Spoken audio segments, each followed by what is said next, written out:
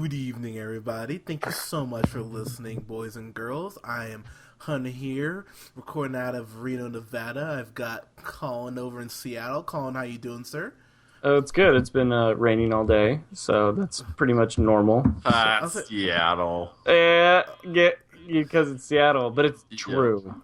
I've heard that, but I hear it again, and I'm starting to believe it. Are the rumors true? It's weird. It's like it rains here a lot during the winter. Cool. Anyway. And we've got Scott here out in Denver. Scott, how you doing, sir? Oh, good, thanks. Yeah. God, you were so unbelievably white sometimes. He's hanging out with Peyton Manning. Yeah. Oh God, fuck Peyton Manning right now. I'm sorry. I'm a huge Panthers fan. Congratulations, Peyton. You have the same amount of rings as Eli, which is a good thing because fucking Eli, if he had more rings. Anyways. Yeah, we just had a chat. I was like, dude, your forehead's huge. He's like, thanks. That's pretty much all we talked about. That's all you just got to talk about with him. How can you not just stare at his big forehead like when you're talking to him? It's like, excuse me, Peyton. He's like, do you put wax on that?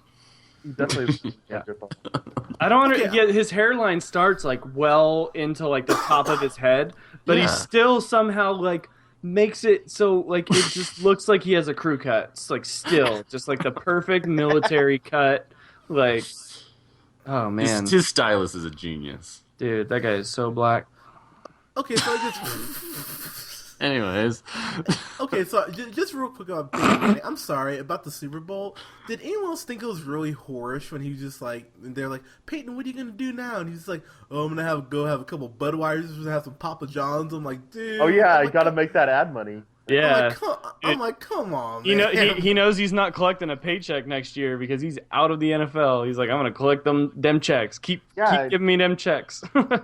Dollar bills, y'all. He probably made so much money off of that just to say that. That guy's should be the mascot for capitalism. Seriously. Dude, seriously, man, and we've got our special guest here. Are we doing the podcast? I'm sorry, I didn't know. Okay, just kidding, Hunter. I'm just kidding. This is why we can't have nice things. And we have our special guest Kyle out in Pismo Beach. Kyle, how you doing, my friend? Oh, just chilling like a bill in. Oh my god. Oh man, this is off to a great start. Good job, everybody. So we're here. God damn it. I'm in Oro Grande, Central Coast, California. Kyle, have you ever been to Compton before? Not that I remember. I mean, I've driven past Compton on the freeway, but never really been through town now. Well, yeah, there's too many black people there, right? So you just stay away from there. I mean, I could have when I was a kid, but too long ago to remember. I was gonna say because you grew up in you grew up in that area. Yeah, but Compton is South Los Angeles, and I lived in North Los Angeles in the Valley. South Central. Yeah. Right. So AKA the white part. Hey, and Armenian and Jewish. Yes. Don't be racist against the Armenians. That's my bad. I apologize to any Armenian listening to it. I completely. So you're saying basically that the closest you've gotten to Compton is playing GTA San Andreas. Is that pretty much what you're telling me? No. At Taft High School, I played basketball there, in a rec league, and there were a lot of shady looking brothers there. Also, I grew up in Canoga Park, and I had some black neighbors as well. I would, hang out with them, and he went to Canoga High. If I went to that, not Canoga High, Canoga Elementary, if I would have gone to that elementary school, which is where I actually lived, then I probably would have met more brothers in my time in Los Angeles. Well, you would have been the one white dude in the class. Pretty much, yeah. A lot of Mexicans as well. That'd been chill. Yeah, but my mom made friends with other white moms, and then I went to a little bit whiter schools. So Oh man, that's pretty wonderful. That'd be a way better movie than Straight Outta Compton was. Oh man. Okay, so we're gonna kind of combine a couple things here. So we're here to review Straight Outta Compton, and I'm gonna I'm gonna try to keep myself in check a little bit here, but I will just say, this is one of the best films of 2015. I couldn't believe how incredibly well done this movie was. Now, the fact that the Oscars absolutely fucking screwed this movie pretty much in every way humanly possible blows my mind. But didn't they give credit to like the one white writer? Yeah, for screenplay. Yeah, there was like one Jewish white writer, and they're like, you know what? That one white guy, he was probably the best reason about Straight Outta Compton. Let's give him an award. Wow, I didn't know. What a joke! Only nomination was that. Yeah, I read that the other day, and I was like, whoo, boy, there is some merit to all this hatred right now about the Oscars. Yeah, and look, and I'm sorry. Like, I know people that like music biopics almost seem like almost destined to just be like, you know, it's Oscar bait. I understand that, but man, you want to talk about a movie that fucking deserved the Best Picture nomination? It was Straight Outta Compton, and you can make a good case at least for a Golden Globe for several of the actors in this movie. So, do you think this was the most egregious admission from the nominations? The Straight Outta Compton for Best Oscar? For Best Movie? Or what about Michael B. Jordan for Best Actor? Damn. I would say the biggest egregion is NWA for Best Picture and Creed for original screenplay. Because the fact that Ryan Coogler did not get a nomination for Best Screenplay for Creed is goddamn ridiculous. So both those movies got screwed. But again, I'm gonna try to keep that in check. But basically, so of course this movie is the biopic of NWA, which, to be totally honest, I never thought I would see, at least not this early. What's crazy about NWA, we were all like real young when NWA came out. I think we're all like 4, or like Scott was like, you know, like not born. He was like a egg or whatever. But yeah, I was an egg. I'm not 4 years older than Scott. Damn it. Or wait, am I? Damn it. Yeah, you are. Really? Yeah, no, you're 3. I think you're 3. Oh, 3. Yeah, everybody relax. Everybody calm down. Settle down. I'm the young buck of this group.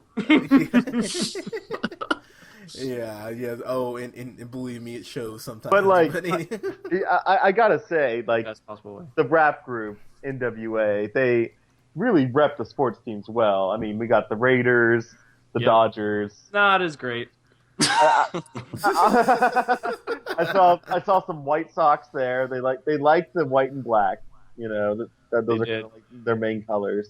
But there's a lot of Dodgers there. They created a lot of Raiders and Dodgers fans, wouldn't you say? Like just single-handedly as a group, and like their influence on Southern LA. And like they totally, like, you know, the fans would, especially Raiders, like buy the shit up of that merchandise.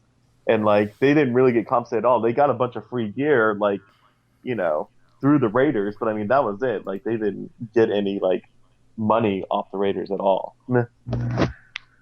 So yeah, they should have. So I will just say right out the bat, F. Gary Gray. And if you don't know that name, you really should, because he directed one of Ice Cube's, maybe his best music video. It was a Good Day. He actually directed that, and then of course he's the director of Friday, which is a fucking awesome movie. And he's actually doing Fast 8 coming up. So yeah, and he's real handsome in his picture too on IMDb. He's got like he's just grabbing his chin. He's got a nice stash. Yeah. I think Ice Cube throughout his career has always been very underrated. I could not agree with you more. Ice Cube's second album, Death Certificate, which is still probably his best album, you could probably make the argument, is universally recognized as one of the best rap albums of all time. But and what about Boys in the Hood? Boys in the Hood is. I remember I saw that when I was like, oh god, I think I was 9 when I saw that because my mom, because Mama Hunter, she didn't want me to like. She didn't just go like, oh, you're not gonna watch a lot of black movies, even though she did. Even though Boys in the Hood is a great movie, so set off. Anyways, but with this film, I don't know about you guys. I really didn't know what to expect going into this. I was really curious how far they would go with this movie, and to the credit of the film, man, they went much deeper into NWA than I thought they would. To be totally honest with you, I thought they would kind of. Yeah, they went into Suge Knight too and Death Row.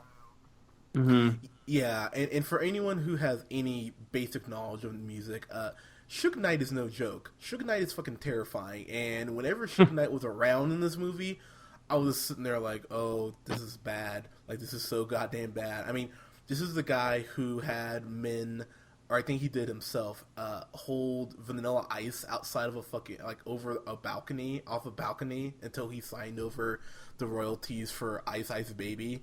So, like, yeah, Suge Knight is horrifying. And whenever, like, and this guy who played Suge Knight, oh man, I have his name,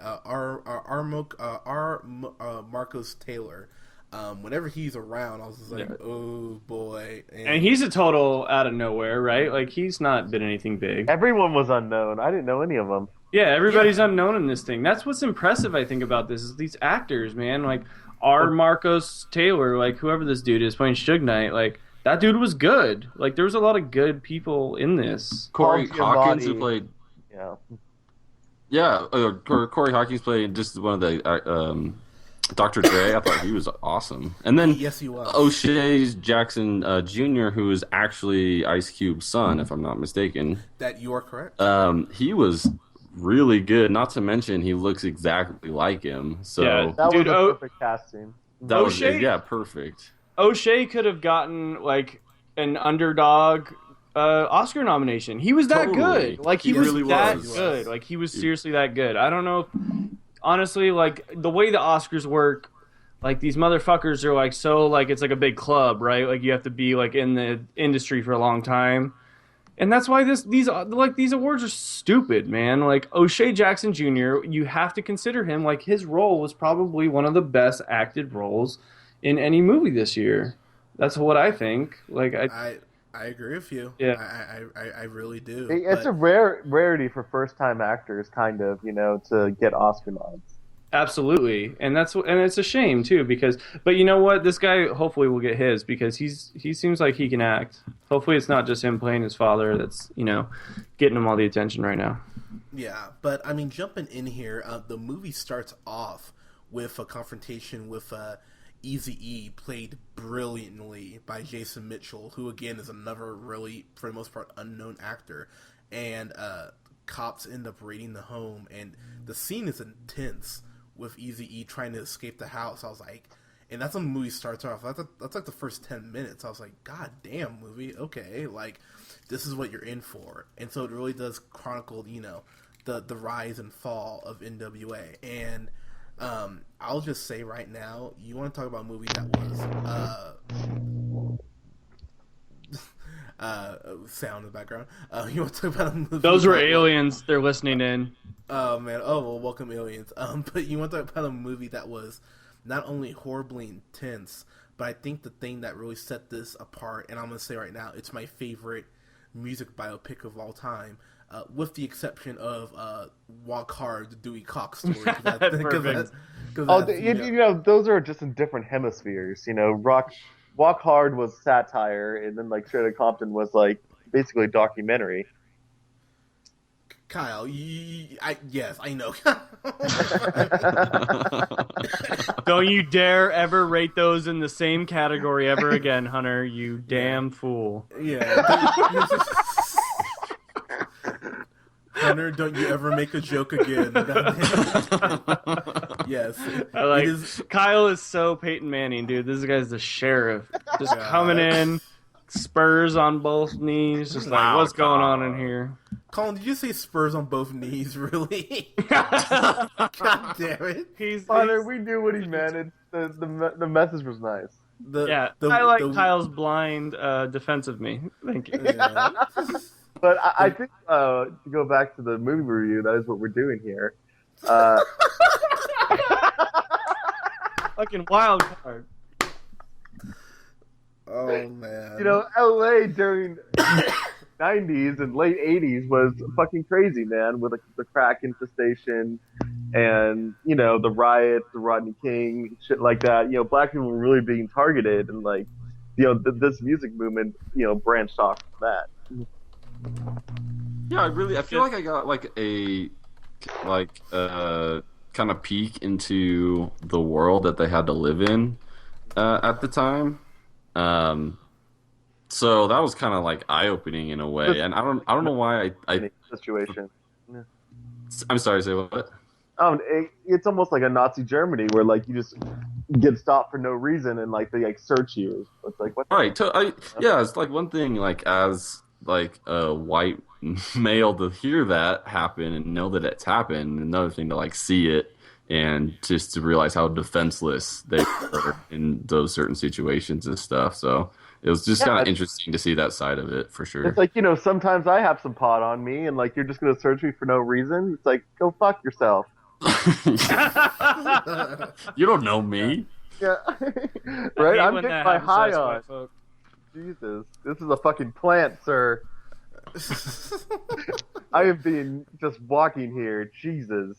Well, I mean, look, I mean, I've shared with Colin a couple times that, you know, that I've definitely been, you know, stopped, and I know there's been times that me and Colin and Nikki have maybe gone out for a drink or whatever, and I feel, you know, those looks. I mean, it sucks. It's not ever something you really get used to. And I thought something that this movie did a great job of depicting is that not only was it a problem then, but it's a problem now.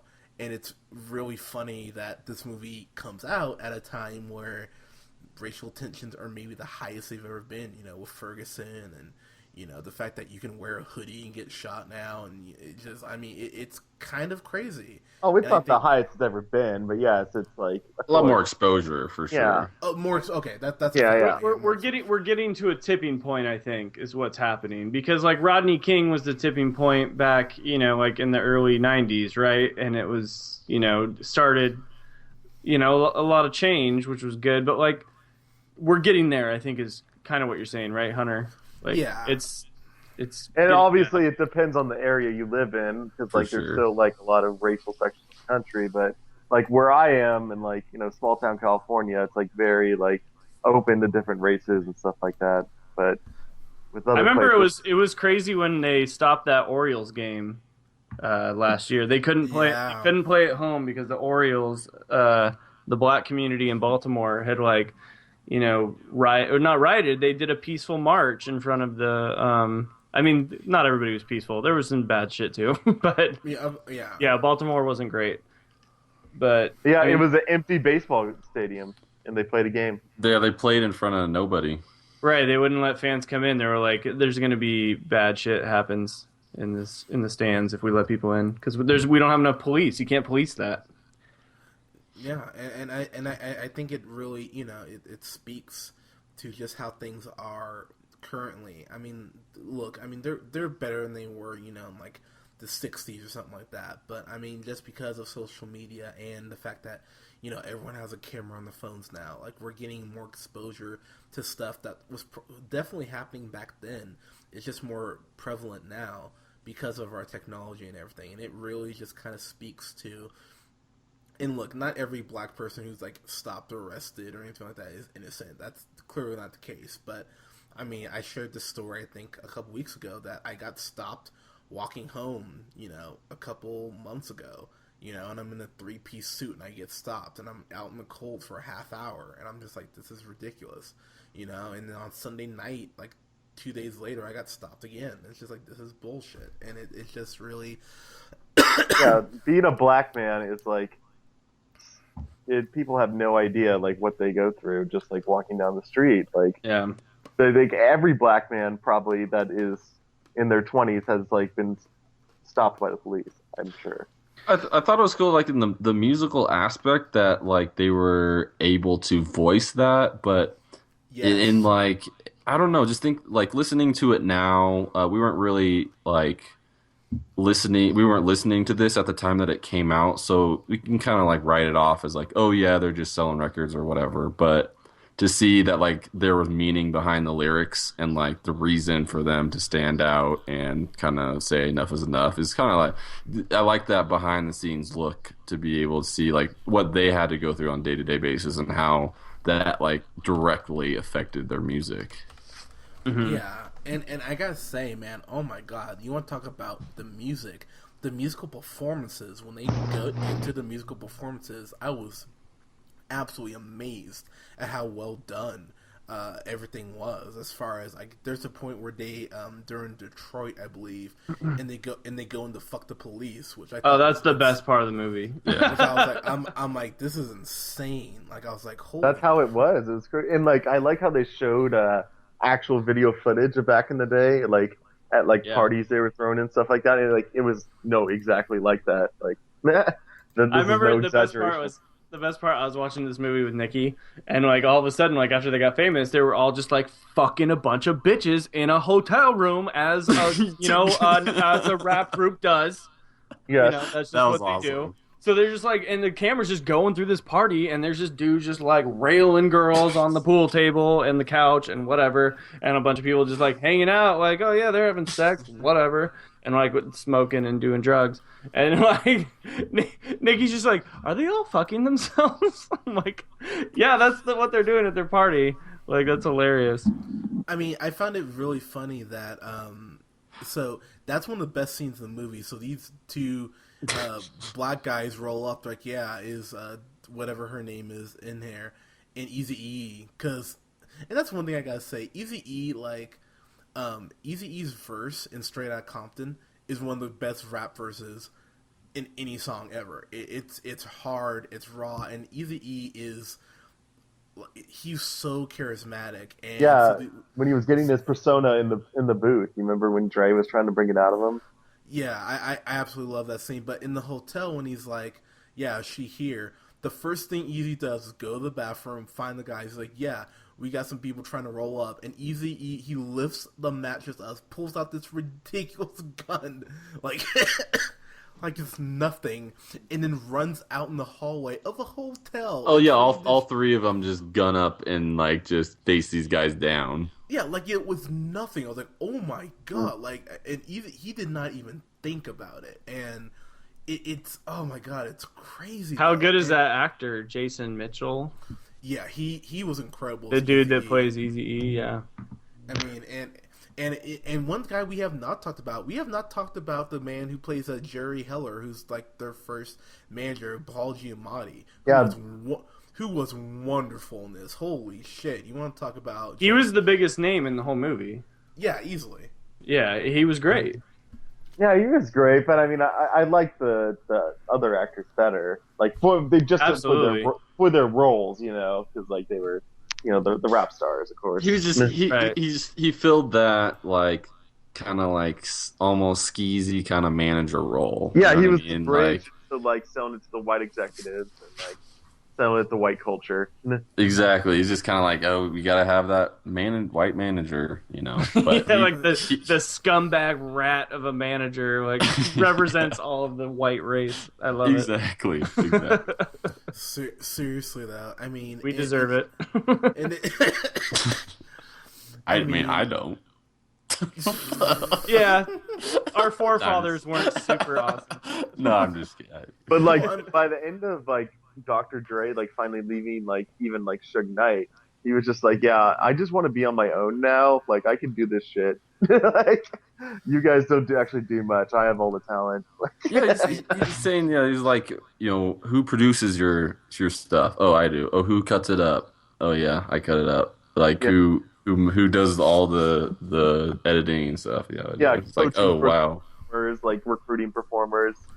Like I love that at the end. Like it just like proved that like Dre was like pretty much the smartest, and like Ice Cube, I say to a certain extent as well. This movie felt like a Scarface type of movie to me, like where it was, you know, I mean, like that big like rise. It wasn't even a rise and fall, but it was like a rise to like fame and power and just being something in the industry. Of it was that cool story that happens.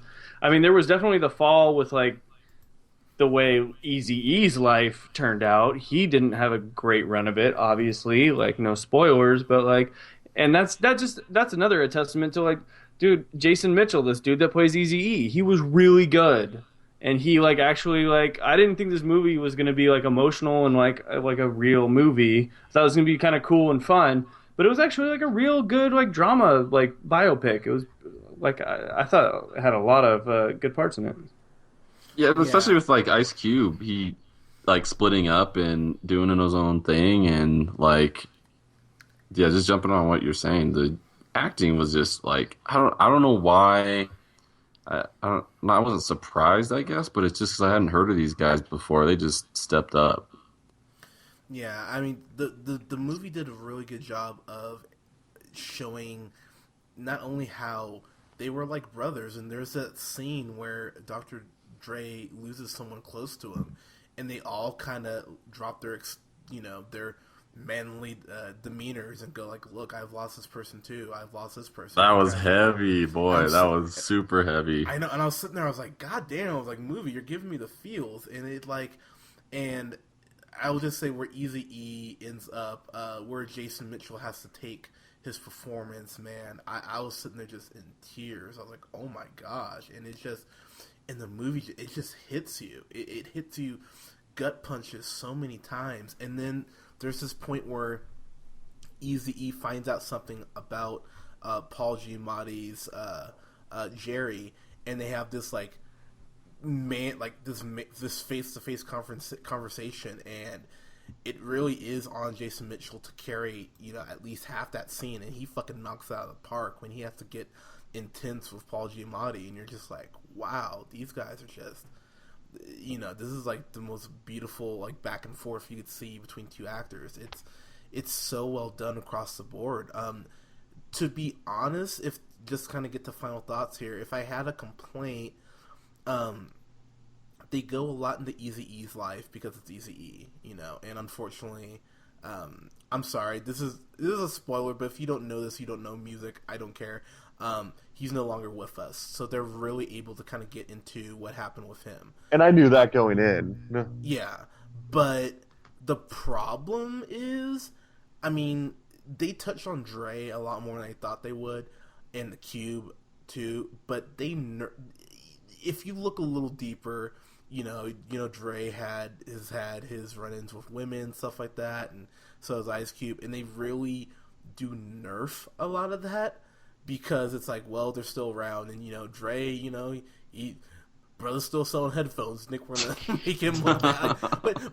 But you know what I mean, though. Yeah. Because I mean, he just sold beats for $1 billion. Like, you really think they're gonna like badmouth Dr. Dre? So I mean, there is a lot of it that they skew from because it's Dr. Dre. So that irritated me a little bit. But with that said, though, would you want all your dirty laundry like in a movie?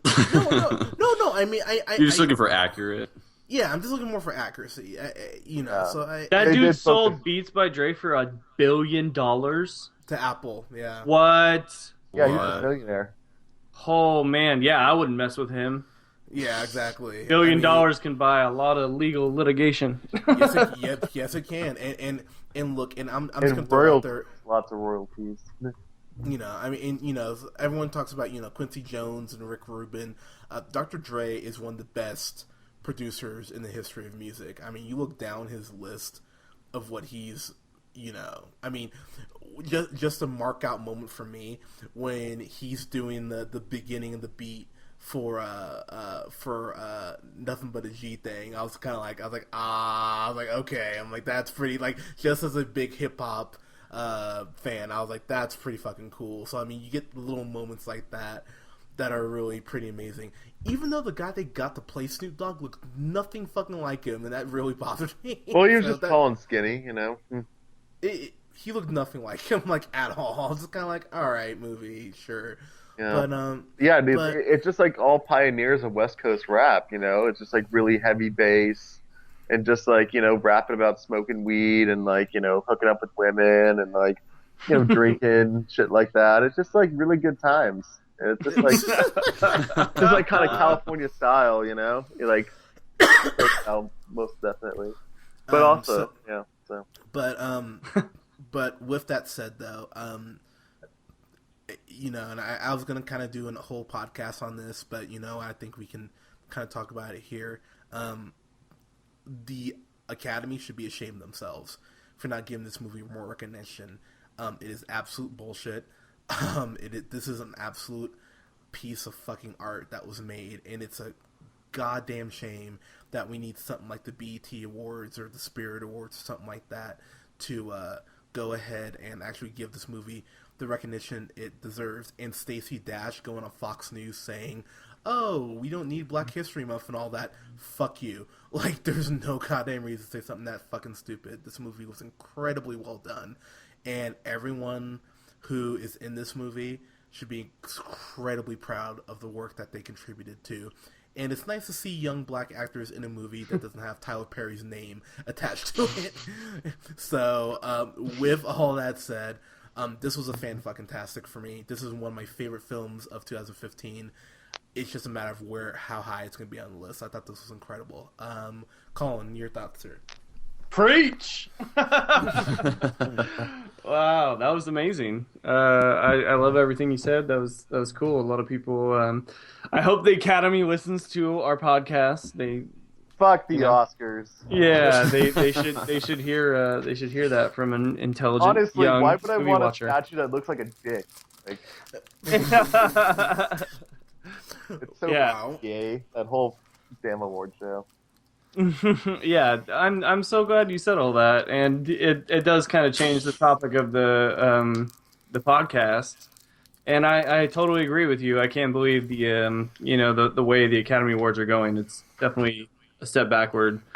And I thought America was going forward. Apparently, not in every aspect. Honestly, all that matters is just that paycheck, you know? When it comes to acting, it's just all based on like a few like judges, you know? It's not like sports where there's an actual winner and loser because like they're actually facing each other in battle, you know? Yeah. But, like, we know that every other country watches this shit, right? like what are we doing? Like, we're giving like the worst impression of America ever. Like, yeah, we're trying to hide slavery. We had our black president. Now we're gonna have probably like a very white one. And like, what the fuck is happening? Like, this is terrible. We're taking a huge step backwards. Well, yeah, just like Donald Trump is like just looks like a real buffoon when he speaks. It's just really funny.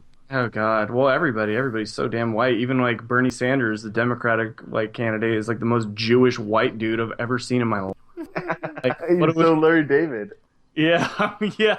Honestly, I think the guy's hilarious, but I'm like, oh man, Germany is not gonna like us. I know that. Anyway, so what are we talking about? Straight Outta Compton. I thought it was really good. Yeah, I did though. If I'm gonna give my review of it, it was a fan-fucking-tastic. I have to say that because it's probably gonna make my top 10. We're gonna have that coming up for you guys real soon here before the Oscars. I'm glad we're getting all this out about the Oscars right now. But yeah, this movie's awesome. I thought the performances by everybody was amazing. O'Shea Jackson Jr. Probably needs an award of some kind, hopefully coming from some smarter people than the Academy. So yeah, I think it's fan-fucking-tastic. So who's up next, Hunter? Kyle, you want to go ahead and give your thoughts? Yeah, awards, they're just for like posers and losers, really. Like, it's all about what the public thinks and how you feel, and I think everyone involved in this movie should feel really proud. I think watching the movie as an audience, like most people I've talked to, loves it, and as they should. Like, it's just like a great story with like a lot of like great like sex in it, and like just like starting from the bottom, now we're here type of shit. That's great shit. That's beautiful, Kyle. So I mean, I say fan-fucking-tastic. Really, it's just like I think everyone at one point in their life wants to be black, and you can do so by watching Straight Outta Compton. Well said, Kyle. All right, Scott, no pressure. Yeah, this is one of those movies that you hear a lot about, and especially because like the controversy surrounding the Oscars and this being one of the better movies out there. Kind of going into it's like, okay, is this going to live up to the hype, or is this kind of just noise? But this movie kind of blew me away, to be honest. Like this was like. I didn't have like super high expectations for no particular reason. It's just kind of I thought that maybe people had hyped it up, but the acting was incredible, and like all four of those guys were pretty great. I think O'Shea Jackson Jr. did an awesome job playing Ice Cube. Yeah, this is just like baffling that there wasn't any sort of nomination for actors or screenplay, let alone the movie itself, Best Picture. But I think just Compton, just the name, it just like scares people. They're like, I'm not voting for Compton. What the no? I don't even like. I lock my doors when I ride through it.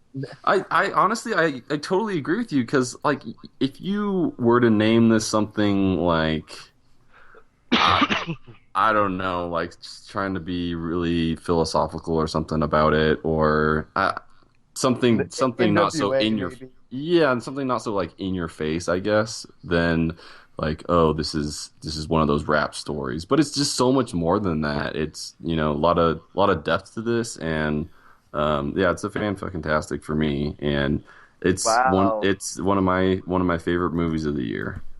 Wow. It's a clean sweep. Clean sweep. Clean sweep. Now, with that said, even though it's bullshit that this movie got the shaft the way it did, Kendrick Lamar has 13 Grammy nominations, and the Grammys are on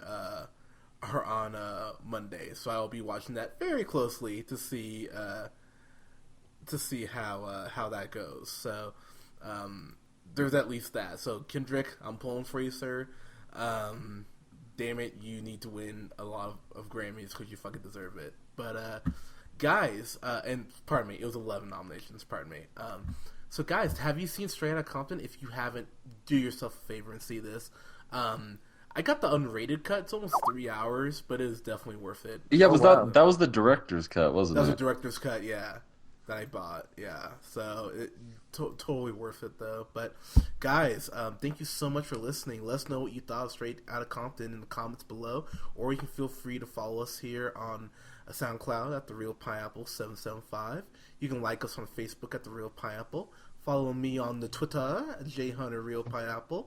Follow Mr. Scott Neerman on Twitter at Newman the First. You can follow Kyle, our lovely guest, Kyle Petersen, on Twitter at KLP443. And you can follow Mr. Colin on Twitter also at The Real O'Neill. Guys, thank you so much. We'll have a review coming up this week for Blunt Talk Season 1, and I will bite a major bullet and probably go see How to Be Single, god damn it, and we'll have some other reviews for you guys coming up this weekend. Thank you so much, guys, for listening. You guys have a good night. Bye.